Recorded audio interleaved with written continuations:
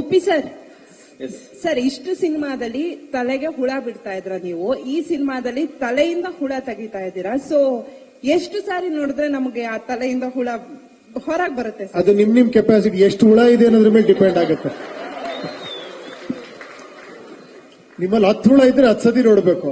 ಅಲ್ಲ, ನೀವೇ ಹೇಳ್ತಿದ್ರಲ್ಲ ಸರ್, ಈಗ 10 ಜನದಲ್ಲಿ ಒಬ್ರಿಗೆ ಅರ್ಥ ಆಗುತ್ತೆ ಅಂತ ಹೇಳಿ. ಅದೇ ಹುಳ ಮೇಲೆ ತಲೆ ಒಳಗೆ ಎಷ್ಟು ಹುಳ ಇದೆ ನಿಮ್ಗೆ, ಆ ಹುಳ ಎಲ್ಲ ತೆಕ್ಕೊಂಡ್ಬಿಟ್ರೆ ಬ್ಯೂಟಿಫುಲ್ ಆಗಿರುತ್ತೆ ಪ್ರಪಂಚ, ತುಂಬಾ ಚೆನ್ನಾಗಿರುತ್ತೆ ಆಕ್ಚುಲಿ. ಸರ್, ಆ ಒಂದು ಪ್ರಯತ್ನ ಅಷ್ಟೇ. ಸರ್ ನಮಸ್ತೆ, ನನ್ನ ಹೆಸರು ನಿಸರ್ಗ ಅಂತ. ಈ ಕಡೆ ಇಲ್ಲಿ ನಾನು ರೆಬಲ್ ಟಿವಿಯಿಂದ ಬಂದಿರೋದು. ಸರ್, ಲಾಸ್ಟ್ ಟೈಮ್ ಒಂದು ಇಂಟರ್ವ್ಯೂಗೆ ಹೋದಾಗ ಒಬ್ರು ಪ್ಯಾನ್ ಇಂಡಿಯಾ ಮೂವಿ ಅಂತ ಹೇಳಿದ್ರೆ ಪ್ಯಾನ್ ಕಾರ್ಡ್ ಇರೋರು ಪ್ಯಾನ್ ಇಂಡಿಯಾ ಮೂವಿ ಮಾಡ್ತಾರೆ ಅಂತ ಒಂದು ಸ್ಟೇಟ್ಮೆಂಟ್ ಕೊಟ್ಟಿದ್ರು ಜಯಂತ್ ಕಾಯ್ಕಿಣಿ ಸರ್ ಅವರು. ಹಾಗಾದ್ರೆ ನಿಮ್ಮ ಹತ್ರ ಪಾನ್ ಕಾರ್ಡ್ ಇದೆಯಾ? ಅದಕ್ಕೇನಾದ್ರೂ ನೀವು ಈ ಸಿನಿಮಾ ಮಾಡ್ತಾ ಇದ್ದೀರಾ? ಪಾನ್ ಕಾರ್ಡ್ ಅಥವಾ ಮನಿ ಕಾರ್ಡ್ ಯಾವ ಒಂದು ಇಂಟೆನ್ಷನ್ ಇಂದ ಈ ಮೂವಿ ಬರ್ತಾ ಇದೆ? ಯಾಕಂತ ಹೇಳಿದ್ರೆ ಕನ್ನಡ ಜನತೆ ಕನ್ನಡ ಮೂವಿನ ಸ್ವಲ್ಪ ಎಕ್ಸ್ಪೆಕ್ಟ್ ಮಾಡ್ತಾ ಇದಾರೆ ಅಂತ ಅನ್ಕೋತೀನಿ. ಸೊ ಇದು ಹೆಂಗೆ ನಿಮ್ದು ಪಾನ್ ಕಾರ್ಡ್ ಪ್ರತಿಭೆನ ಪ್ರಭಾವನ ಏನು ಈ ಚಿತ್ರ? ನಿಜವಾಗ್ಲೂ 2 ಕಾರ್ಡ್ ಇದೆ ನೋಡಿ. ನಾನ್ ಕನ್ನಡ ಅಂತಾನೆ ಮಾಡಿ ಸ್ಟಾರ್ಟ್. ಸರ್, ನಿಮ್ ಪಿಕ್ಚರ್ಗಳು ಬರೀ ಕನ್ನಡ ಅಲ್ಲ ಸರ್, ಅದು ಬೇರೆ ಲ್ಯಾಂಗ್ವೇಜ್ಗೂ ಹೋಗ್ಬೇಕದು, ಹಿಂದಿಗೆ ಹೋಗ್ಬೇಕು ಅಂತ. ಇದೇ ನವೀನ್, ಇದೇ ಶ್ರೀಕಾಂತ್, ಇವರೇ ನಮ್ಮನ್ನ ಪುಷ್ ಮಾಡಿ ಪ್ಯಾನ್ ಇಂಡಿಯಾ ಮಾಡಿದ್ದೆ ಇವರು. ಇದು ಎಲ್ಲಾ ಲ್ಯಾಂಗ್ವೇಜ್ ಹೋಗ್ಬೇಕು. ಈ ಕಾರ್ಡ್ಗಳಷ್ಟೇ, ಟ್ರಂಪ್ ಕಾರ್ಡ್ಗಳು 2. ಸರ್, ಉಪೇಂದ್ರ ಸರ್, ಸರ್ ಇಲ್ಲಿ ಸರ್, ಕೂಲಿ ಶೂಟಿಂಗ್ ಮುಗಿಸ್ಕೊಂಡ್ ಬಂದಿದ್ದೀರಾ. ರಜನಿಕಾಂತ್ ಅವ್ರಿಗೆ ಏನಾದ್ರು ವಾರ್ನರ್ ತೋರಿಸಿದ್ರ? ಅವ್ರೇನಾದ್ರು ರಿಯಾಕ್ಷನ್ ಕೊಟ್ರ? ಹೇಗೆ? ಇಲ್ಲಮ್ಮ, ಇನ್ನೂ ಮೀಟ್ ಮಾಡಿಲ್ಲ.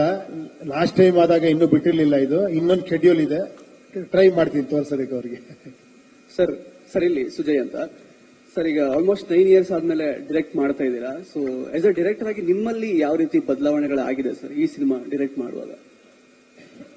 ಅದು ಗೊತ್ತಿಲ್ಲ ಇವರೇ, ನೀವ್ ಹೇಳ್ಬೇಕಾದ. ಯಾಕಂದ್ರೆ ನನಗ ಇನ್ನೂ ಅದೇ ಡೈರೆಕ್ಟರ್ ಅನ್ಕೊಂತೀನಿ ನಾನು. ಬಟ್ ಸ್ವಲ್ಪ ಏನೋ ಇವ್ರು ಹೇಳ್ತಾ ಇರ್ತಾರೆ ಸ್ವಲ್ಪ, ಸರ್ ಇನ್ನೂ ಸ್ವಲ್ಪ ರ್ಯಾಶ್ ಆಗ್ಬೇಕು ನೀವು ಅಂತ. ನಾನು ಆಲ್ರೆಡಿ ಈ ರ್ಯಾಶ್ಗೆ ಇವರು ಅರವಿಂದ್ ಅವ್ರು ಬಂದಾಗ ಒಂದು ಕ್ವಶನ್ ಕೇಳಿದ್ರು ಇವ್ರನ್ನ, ಮನೋಹರ್ ಅವ್ರನ್ನ, ಈತನ ಇಂಟೆನ್ಸಿಟಿ మీరెలా ತಟ್ಕೊಂటారు అని. ಅವ್ರ ఏంటి ಅಂದ್ರೆ ಅವ್ರಿಗೆ ಗೊತ್ತಾಗಿಲ್ಲ ಇನ್ನು. ಇವ್ರಿಗೆ ಸ್ವಲ್ಪ ಗೊತ್ತಾಗಿದೆ, ಶ್ರೀಕಾಂತ್ ಗೊತ್ತಾಗಿದೆ. ಅದೇನು ಮಾಡಕ್ಕಾಗಲ್ಲ. ಒಬ್ಬ ಡೈರೆಕ್ಟರ್ ಅಂದ್ರೆ ಈಗ ಹೆಂಗಿದೆ ಅಂದ್ರೆ ಎವ್ರಿಥಿಂಗ್ ಈಸ್ ಹೋರಾಟನೇ. ಒಂದು ಸಿನಿಮಾ ಮಾಡೋದಿದೆಯಲ್ಲ, ಅದು ಡೈರೆಕ್ಷನ್ ಮಾಡೋದು ಅನ್ನೋದಿದೆಯಲ್ಲ, ಅದು ಪ್ರತಿ ಕ್ಷಣ ಹೋರಾಟ. 24 hours ನೀವು ಅದರೊಳಗೆ ಇರಬೇಕು. ಕೆಲವು ಸತಿ ಇವರೆಲ್ಲ ಅನ್ಕೊಂಡಿರ್ಬೋದು ಇವ್ಗೆ ಏನು ಕೆಲಸ ಇಲ್ಲ, ಅದಕ್ಕೆ 2 ವರ್ಷದಿಂದ ಇಲ್ಲೇ ಇದ್ದಾನೆ ಅಂತ. ನನಗೂ ಕೆಲಸ ಇದೆ ಅನ್ಸುತ್ತೆ. ಹಿಂಗ್ ಅನ್ಕೊಂಡ್ಬಿಡ್ತಾರೆ ಅವ್ರು. ನಾನು ನೋಡ್ರೆ 9 ಗಂಟೆ ನಾ ಇರ್ತೀನಿ, ಇವ್ರು 11 ಗಂಟೆಗೆ ಬರ್ತಾರೆ. ನಾನು ಅನ್ಕೋತೀನಿ ನಾನು ತುಂಬಾ ಫ್ರೀ ಇದ್ದೇನೆ, ಎಲ್ಲರೂ ಬಿಸಿ ಇದ್ದಾರೆ. ಇವರೆಲ್ಲ ಸಿಕ್ಕಾಪಟ್ಟೆ ಬಿಸಿ ಇರೋರು, ನಾನೊಬ್ನೇ ತುಂಬಾ ಫ್ರೀ ಇರೋದು 2 ವರ್ಷದಿಂದ. ಇದೇ ಡೈರೆಕ್ಟರ್ ಆಗಿರೋ ಬದಲಾವಣೆ ಅಂದ್ರೆ.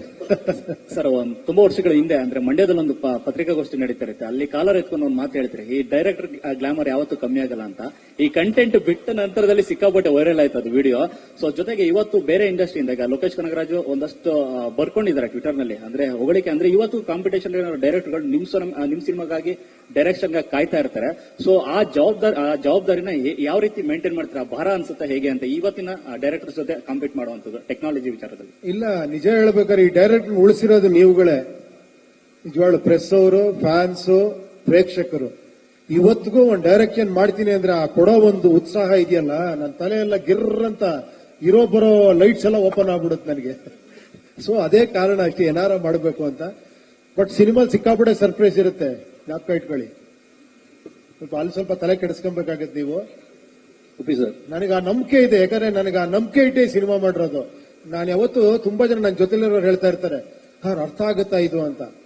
ನಾನು ಹೇಳ್ತೀನಿ, ನಾವು ಯಾವತ್ತೂ ಕೂಡ ಪ್ರೇಕ್ಷಕರು ಇಲ್ಲಿದ್ರೆ ನಾವು ಇಲ್ಲೇ ಇರ್ತೀವಿ, ಅವ್ರಿಗಿನ್ನ ಮೇಲೆ ಹೋಗಕ್ ಸಾಧ್ಯನೇ ಇಲ್ಲ. ಅದು ನಾನು ಕಂಡ್ಕೊಂಡಿರೋ ಸತ್ಯ.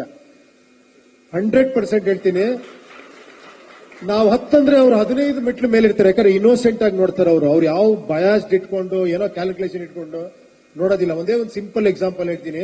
ಸಿನಿಮಾ ನಾವು ಮಾಡಿದಾಗ ನೀವು ಮರ್ತೋಗಿರ್ಬೋದು, ನೀವು ಇಡೀ ಗಾಂಧಿನಗರ ನೋಡಿದವರೆಲ್ಲ ಇದು ಏನಯ್ಯ ಪಿಕ್ಚರ್, ಡಬ್ಬಾ ಪಿಕ್ಚರ್ ಅಂತ. ನನಗೆ ಒಂದೇ ಒಂದು ಪಾಸಿಟಿವ್ ರಿವ್ಯೂ ಬಂದಿರಲಿಲ್ಲ ಆ ಪಿಕ್ಚರ್. ನೀವು ನಂಬಲ್ಲ, ನರ್ತಕಿ ಥಿಯೇಟರ್ ಅಲ್ಲಿ ಆ ಥಿಯೇಟರ್ ಇರೋ ಆ ಗೇಟ್ ಕೀಪರ್ ಕೂಡ, ಸರ್ ಈ ಪಿಕ್ಚರ್ ಯಾಕೆ ಸರ್ ಈ ಥಿಯೇಟರ್ ಬೇಕು ಅಂತಿದ್ದೀರಾ, 2 ದಿನ ಓಡಲ್ಲ ಸರ್ ಈ ಪಿಕ್ಚರ್ ಅಂತ. ಕೊನೆ ನಮ್ಗೆ ಒಂಥರ ಶಾಕ್ ಹೋಯ್ತು, ನಿಜಾನ ಇದು ಅಂತ. ನಮ್ಮ ಒಬ್ಬ ಪ್ರೊಡ್ಯೂಸರ್ ಮಾತ್ರ ಇದ್ರು, ಜಗನ್ನಾಥ್ ಅಂತ. ಅವರು, ಸರ್ ಏನ್ ಸರ್ ಎಲ್ಲರೂ ಹಿಂಗ್ ಬೈತಾರೆ ಈ ಪಿಕ್ಚರ್ನ, ನಾನೊಂದು 200 ಸತಿ ನೋಡಿದ್ದೀನಿ, ನಂಗೆ ಬೇಜಾರೇ ಹಾಕಿಲ್ಲಲ್ಲ ಸರ್ ಈ ಪಿಕ್ಚರ್, ಯಾಕೆ ಸರ್ ಎಲ್ಲರೂ ಹಿಂಗ್ ಬೈತಾರೆ ಅಂತ. ನಂಬಲ್ಲ ನೀವು. ಫಸ್ಟ್ ಸೆನ್ಸಾರ್ ಅಲ್ಲಿ ಆಫೀಸರ್ ಎದ್ದೊಟ್ಟೋದ್ರು, this is unfit for release ಅಂದ್ಬಿಟ್ಟು ನಿಮ್ಗೆ ಯಾವ ಸರ್ಟಿಫಿಕೇಟ್ ಕೊಡಲ್ಲ ಅಂತ ಎದ್ದೋಗ್ಬಿಟ್ಟಿದ್ರು. ನಂಬ್ತೀರಾ?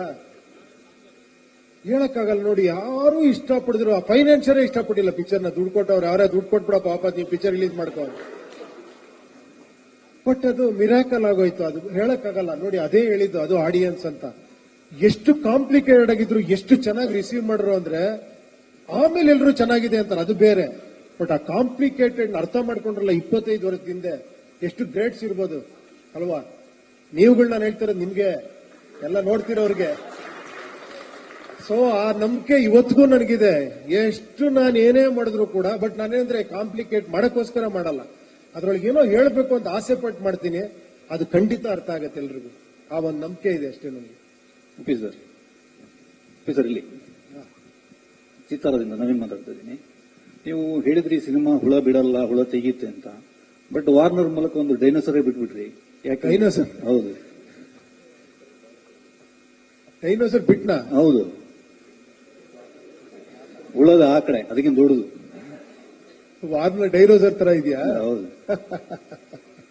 ಯಾಕೆ? ಅಲ್ಲ, ಹುಳ ಬಿಡಲ್ಲ, ಹುಳ ತೆಗೀತೆ ಅಂದ್ರಲ್ಲ, ಇದ್ರ ಮೂಲಕ ಮತ್ತೆ ದೊಡ್ಡ ಹುಳ ಬಿಟ್ರಲ್ಲ ನೀವು ಅಂತ. ವಾರ್ನರ್ ಮೂಲಕ ಅಂದ್ರೆ ನಂಗೆ ಅರ್ಥ ಆಗ್ತಿಲ್ಲ. ಇದೇನ ಹುಳ ಅನ್ನಿಸ್ತಾ ಇದೆಯಾ? ಇನ್ನೂ ಅರ್ಥ ಆಗಿಲ್ವಾ ಯಾರಿಗೂ? ಭಯ ಆಗ್ತಾ ಇದೆಯಾ? ಆತಂಕ ಅಲ್ಲ ರೀ. ನಾನು ಸಿನಿಮಾ ಮಾಡಿರೋದು ಏನು, ನೀವೆಲ್ಲ ಏನ್ ಅನ್ಕೊಂಡಿದ್ದೀರಾ?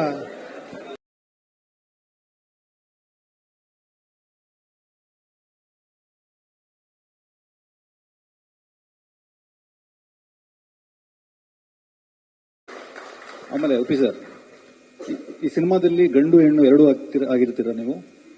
ಗಂಡು ಹೆಣ್ಣು ಎರಡೂ ಆಗಿರ್ತೀರಾ ಅಂತ. ಗಂಡು ಹೆಣ್ಣು ಯಾಕಂದ್ರೆ ನೈಲ್ ಪಾಲಿಶ್ ಎಲ್ಲ ಹಾಕಿದಿರಲ್ಲ, ಅದಕ್ಕೆ ಕೇಳಿದೆ. ಯಾಕೆ ಹೀರೋಯಿನ್ ಬಂದಿಲ್ಲ ಅಂತ ಕೇಳ್ತಾ ಇದ್ದೀರಾ? ಹಂಗಲ್ಲ, ಅವ್ರು ಕರೆದಿಲ್ಲ, ನಾನೇನ್ ಮಾಡ್ಲಿ? ನೋಡಿ, ಇನ್ನೊಬ್ರು ಬಂದಿದ್ದಾರೆ, ನಿಧಿ ಅವರು ಬಂದಿದ್ದಾರೆ. ಬನ್ನಿ ಮೇಲ್ಗಡೆ. ನನ್ನೇ ಹೀರೋಯಿನ್ ಅನ್ಕೊಂಡ್ಬಿಡ್ತಾರೆ ಆಮೇಲೆ ಇವರು. Thank you sir. ಆಡಮ್ ಈವಿಂದ ಕಲ್ಕಿವರೆಗೂ ಇರುತ್ತಾ? ಕಲ್ಕಿಗೆ ಎಂಡ್ ಆಗುತ್ತಾ? ಆಲ್ಮೋಸ್ಟ್ ನಿಮ್ಮ ಸಿನಿಮಾಗಳು ರಾಜಕೀಯ ವಿಡಂಬನೆ ಮೂಲಕ ಎಂಡ್ ಆಗುತ್ತೆ, ಇಲ್ಲಿ ಕಲ್ಕಿ ಮೂಲಕ ಎಂಡ್ ಆಗುತ್ತಾ? ಆಡಮ್ ಈವಿಂದ ಶುರುವಾದದ್ದು. ನಿಮ್ ನಂಬರ್ ಕೊಡಿ, ಫುಲ್ ಫೋನ್ ಮಾಡಿ ಸೀನ್ ನಂಬರ್ 1 ಇಂದ ಎಂಡ್ ವರೆಗೂ ಹೇಳ್ಬಿಡ್ತೀನಿ. ಅಲ್ಲ ಸರ್, ನಿಮ್ಮ ಸಿನಿಮಾಗಳಲ್ಲಿ ರಾಜಕೀಯ ವಿಡಂಬನೆ ಹೈಲೈಟ್ ಆಗೋದು ಎಂಡ್ ಅಲ್ಲಿ. ಫಿಲಂ ಸೀನ್ ಟು ಸೀನ್ ಹೇಳ್ತೀನಿ. ಓಕೆನಾ? ಶೂರ್. Okay sir. ಇಬ್ರು ಫೈಟ್ ಮಾಸ್ಟರ್ ಇಟ್ಕೊಂಡಿದ್ದೀರಾ, ಇಬ್ರು ಒಳ್ಳೆ ಟ್ರೆಂಡ್ ಅಲ್ಲಿ ಇದ್ದಾರೆ. ನಿನ್ನೆ ತಾನೇ ಸುದೀಪ್ ಸರ್ ಕೂಡ ನೆನ್ಸ್ಕೊಂಡವ್ರನ್ನ, ಇವ್ರನ್ನ ಹೇಳ್ಬಿಟ್ಟು ಇವ್ರು ನೋಡಿದ ತಕ್ಷಣ ಇವ್ರೇನು ಇಷ್ಟೊಂದು ಸಾಫ್ಟ್ ಆಗಿ ಇಷ್ಟು ಚೆನ್ನಾಗಿದ್ದಾರೆ ಇವರು ಫೈಟ್ ಮಾಸ್ಟರ್ ಅಂತ, ನಮ್ಮ ಇವ್ರ ತರ ಇರಬೇಕು ಅಂತ ನೆನ್ಸ್ಕೊಂಡ್ರು. ಇಬ್ರು ಪಕ್ಕ ಕೂರಿಸ್ಕೊಂಡಿದ್ದೀರಾ, ಆ ಕಡೆ ಈ ಕಡೆ ಇಬ್ಬರ ಜೊತೆ ಕೆಲಸ ಮಾಡಿದ್ದು ಹೇಗಿತ್ತು ಅಂತ ನೀವು ಅವ್ರನ್ನ ಕೇಳಬೇಕು. ನಿಜ ಬರೀ ನನ್ನೇ ಕೇಳ್ತಾ ಇದ್ದೀರಾ, ಇಲ್ಲೆಲ್ಲಾನು ಕೂರಿಸಿದ್ದೀರಾ? ಹೇಳ್ಬಿಡಿ ಅವ್ರಿಗೆ. ಮಾಸ್ಟರ್